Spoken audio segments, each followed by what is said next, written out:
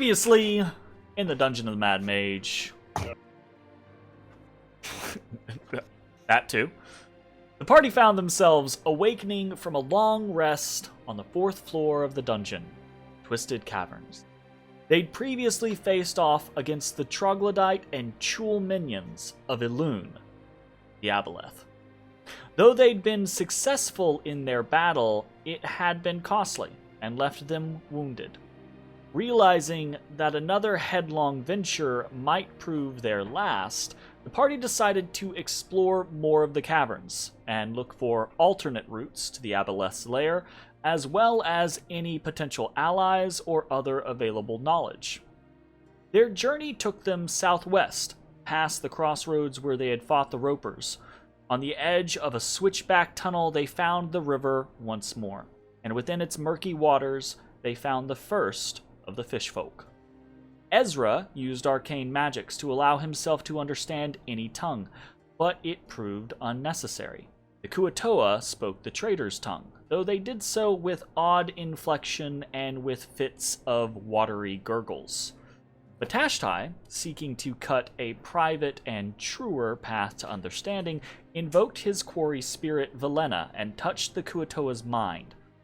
Matashtai felt the slick taint of madness in that mind, and the fishfolk howled, proclaiming to hear the voice of a god.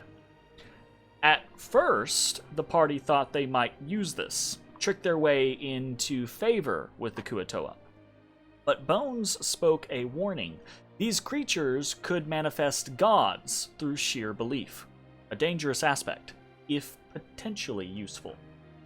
Out of the darkness came Nulgaloop, the Kuatoa archpriest. He quelled the frenzied fishfolk and denounced the claimed godhood. But rather than be cross with the party, he instead invited them into the Kuatoa refuge.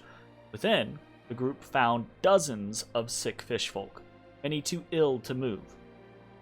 Nulgaloop explained that they had been driven from their great home by the Aboleth, and that their old god had proved useless.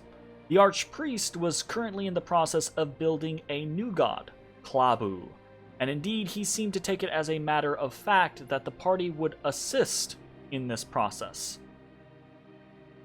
The party wasn't immediately against helping the Kuatoa, but the thought of actually creating a crazed god, especially when the archpriest either couldn't or wouldn't guarantee the god's helpfulness, did not sit well with the party.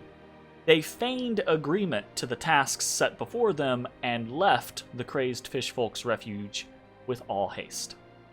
Feeling as though they still did not have a preferable option, the party then elected to explore further west, eventually finding themselves ambushed by comically ineffective slug creatures called piercers. After slaughtering the piercers, the party continued into a large cavern filled with mud and guano. On the western side was a large outcropping of amethyst, and next to it, feasting upon the crystal itself, were 3 odd creatures, each seemingly built as some sort of tri-mirror